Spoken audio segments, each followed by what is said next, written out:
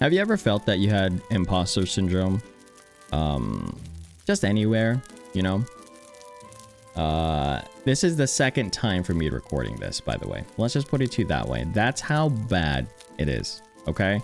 So for me, I still don't know if I'm cut out for this, right? I still don't know. I've been here for 8 months. Like as a streamer, as a content creator for 8 months.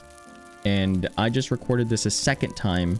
I usually record these on the fly, right? I just have a thought and I just kind of go ahead and just say it. But this actually just proves my point that, like, I do feel that sometimes there's days where I'm just like, what am I even doing?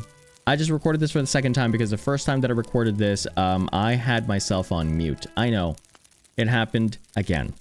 It happened again. It happened on stream a couple of days ago, and now it happened just in recording, right? And I'm not gonna blame anyone, like anything other than like just me just being a goober, right? My chat loves to call me a goober. I think goober is a fun word, but I woke up in the butt crack of dawn so that like an hour and a half ago. It is currently 7:38 a.m. as I'm recording this, and I just finished a workout. I woke up about an hour and a half ago, and now I'm here recording a podcast for the second time. So I recorded this a second time, so it was about 25 minutes ago, and now I have to do it again in 7:38 or 7:39 now in the morning. So there you go. That just proves my point about imposter syndrome, because I still do feel like it, and it's something that I struggled with in the early dawns of my career. So what I was saying is that for the people that are listening to this and they're in the early stages of their, oh my gosh, they're in the early stages of their life, understand that this is not the end of the struggles. What university, what schooling doesn't necessarily teach you is the experience needed to use all the tools, skills, and skill sets they teach you in the educational system, right? So in university, they can teach you every single theory, every single mathematical equation, all of the Greek alphabet to the moon and back, and you will still not be prepared for going into the workforce. There are some cases, right? There are some cases where the career or the university degree or the trades apprenticeship and whatnot, there are some cases where it's a lot, you know, it prepares you for that. For example, like in the trades, going into any trade at all, they have apprenticeships, and it allows you to learn from a seasoned veteran of the field, of the industry, and it allows you to kind of get the experience required to do your job. In things like nursing and doctor and like medical doctors, they have to have some sort of clinical or some sort of residency so that they can learn from an actual professional. Because guess what? These types of jobs, you can't be brand new when you get into, when you enter the workforce. You cannot be brand new. You have to have enough experience that you're not going to fail the clients, because there is no failure for these clients. Failure means that they die, right? Or they get severely worse. There is no failure for this. So that's why it's very crucial for you to have that experience when you're in the medical field. And because they don't want you to have imposter syndrome when you're in the medical field. They don't want you to look. I don't ever want a nurse or a doctor to look at me while I'm missing an arm and they're gonna be like, dang, that sucks for you, dude. Go home. You know, like they don't want that for you. So that's why there's more rigorous experience and training required to be in these fields. Even lawyers, they need to go through some sort of bar, and they have to serve in that kind of field, right? Because you don't want to have a lawyer that's brand new and you have a difficult case and they're like, dang, sucks for you, dude. All right, this is just pro bono for me. I'm good. You know, all that stuff. So it isn't for everything, though. It isn't for everything. So and I for one had one of those paths in life where in high school or even just like in like elementary school and stuff, they have those career people being like, oh hey, what do you want to do when you're grown up there, Damien? And then I always chose my first aspiring career would be like, oh, I want to be an actor, and I'm still doing it now. I'm being an actor right now, in making content and stuff like that. But I knew I had to make some money somehow, right? So that's why I chose finance. I loved finance. I liked seeing big numbers go up, you know, like all that stuff, and I liked the stock market. Even when I was a wee lad, I liked the stock market. So I did all that. So in high school, in my sophomore, junior, and senior year, I took a lot of business classes and finance classes specifically, so that I can go ahead and go into that field in university, which I did. I ended up going to the financial field in university. So I went, and I graduated with honors. But the thing with my field is that they don't teach you how to use these tools once you set forth into and enter into the workforce. You go in there blind, and you're just this one hotshot, got A+ and everything. You pass with flying colors, dean's list over and over. Even if you are that person, if you don't have experience in the field, you're not going to be able to use those tools, because it's so different, right? And this is where people argue, like pundits argue about like billionaires, right? Like why does a billionaire make so much money? Well, the main thing, why do CEOs make so much money and all that stuff? Well, the main thing is that it's not because they're least experienced in this. They are the people that take the most risk, right? They're the ones that understand how to take the risk and understand where to navigate the ship, so that when taking that risk, it's a calculated risk, and they can endure that risk, right? So, but when you're starting off your career, there is going to be risk. There's going to be risk when you start off your career. There's going to be those unknowns that you're not going to know. Going into your first day in the workforce is not the same as going into your first day of freshman year. Like, oh yeah, what is it called? Like freshman week or something like that? I don't know, like hazing week, something like, I don't know what it's called now. But it's like your introduction week. You're not gonna have like all nice butterflies and whatnot. Some fields give you 6 months of training, and others give you 3 days of training. They're like, all right, this is what you got to do. This is what I'm gonna do. You know, like, and then you start feeling like, wait, hold on a second. This is not what I signed up for. Well, I didn't sign up for this. And that's what happened in my career, and early in my career. That's what happened. That I was, I didn't have that experience. I did not have that experience. I went into it and I'm like, what? They gave me, it's still good that they gave me 3 months of training, and then after that I got 3 months of shadowing another professional. And then when I got into there, they don't ease you into the workforce. They after your training, then you get a full course load, literally a full course load. You have an entire portfolio. You have to manage an entire portfolio of 20+ clients, and they tell you, now go do, right? They toss you into the fire, right? A lot of them, they toss you into the sea, you sink or you swim, all that stuff, all those metaphors, all the things that they tell you about, like, you got to learn how to float kind of thing. That is what it is.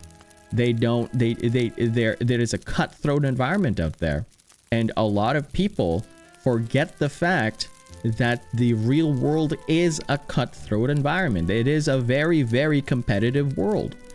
And when you get into the field, and when you get into that real world, adulting hits you for sure, but also the mass amount of competition hits you. There's lots more people looking at you. There's the reason why there's unemployment, right? There's a lot of people gunning for that same job. And then you feel even worse about yourself. And when you do get it, when you do get your job, when you do get the job that you want, then you're like, do I deserve it? I think someone else deserves it better than me, because I'm terrible at this right now. But that's not the case, right? That's not the case at all. What it is what I said to you before, is that you're not experienced enough to do this. You are capable. They hired you for a reason, just like they hired me in the beginning. They hired me for a reason because they saw in me the proper skill set required to do this job, and all you need to do is get some training done. And people will give you that chance. They will give you that chance. They'll give you entry jobs and stuff like that. They will give you that chance. And you have to start realizing everyone, I'll say this to everyone, I'm just gonna generalize that everyone that is brand new into their careers, you have to stop beating yourself up, right? Because it's difficult to start something new, especially when you're going from no responsibility or very little responsibility to all the responsibility of the world in front of you. And you're going to start feeling like an imposter. You're going to start feeling, dang, do I really deserve this job? Is this something that I can do? Why, well, like, I thought that I was so good at this, and all of a sudden I really am really not. It sucks to be here. Every single day sucks, you know, and that's gonna happen. That happened for the first 5, 10, 15, 20, 25, 30, infinite amounts of years that I've been in the workforce. I've been alive for so long, to the point where I am older than the universe, right? You know this. Everybody knows that in my other channel, I am significantly old, and I'll tell you right now that you have to struggle through it. You do. It as bad as it sounds, you do have to persevere and struggle through it, because this is where you have to earn your salt, right? You have to go through it. So you have to find ways to really just persevere and convince yourself that you are the right person for this. No matter how much you think that you are an imposter, you're not. You're just not ready to see and to see failure upon failure upon failure, because you know what school doesn't prepare you for, and you know what school teaches you to do is to hate failure. Schools teach you to hate failure by chasing after the grade, but failure happens every single day in your career. It does, especially in your beginning careers. It will be the most blunt force you've ever witnessed in your life as you go into the workforce. It is a blunt, striking force, which is failure is gonna happen, and abundantly, and without any remorse. It will happen, and all you need to do is that, you know what, I'm okay, let's go ahead and do this, and let's just keep doing it. Let's persevere, right? And there's a couple of things that I wanna kind of pass on my knowledge to pass on my knowledge to you, and which is there will be times where you will hate your job, as I said already, and that's okay. But you have to just know that if there's a speck of light at the end of that, then still persevere to do it. Because if you like this job, so if you like the field, and you like and you're talented at it, right? If you like the field and you're talented at it, even remotely, just like a tiny bit of like, and you're really talented at it, go ahead and keep doing it, right? And after a while, if you really don't feel like this is a thing for you, then stop doing it, right? Because you'll never know. You'll never know if you can do it if you stop at the first year or whatnot, because it's not enough to gauge how good you are. It's not enough to gauge just how well you can do in something if you don't give it a shot, right? And don't take this out of context as well. This is good for a professional career, because there's structure to a professional career. There are checks and boundaries, right? For a professional career, this cannot be translated to another aspect of life. Let's say building new relationships, because there is that the opposing force in relationships, right? So if you want me to talk about those kind of things, go ahead and comment down below. If you want me to talk more on relationships, like how that Damien Uchikawa would deal with relationships in that aspect.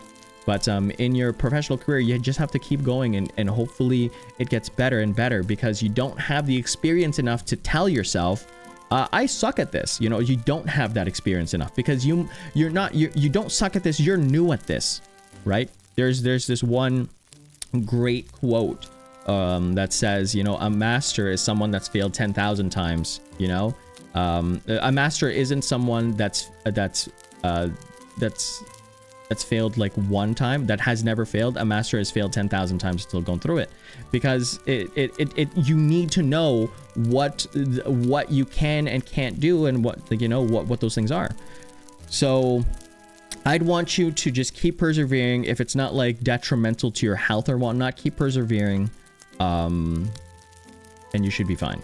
And I say this, and I say that the other caveat, like it's not detrimental to your health. I mean, to your health, because there has been a time where I'm telling you right now, where I have sacrificed everything just for my career, because I thought that my career was like this fast race, like this race. But no, everyone tells you, and it's a cliche, and it's a cliche even now. I'm saying this again for the second time, because remember, I recorded this a second time. This is my second recording, because I still am a goober, and I am still fighting through the imposter syndrome. As I said before, I'm continuing my streaming and my content creating because I don't know whether or not I'm bad at it or good at it. All I know is that this is working so far, and I'm gonna keep going through it, right?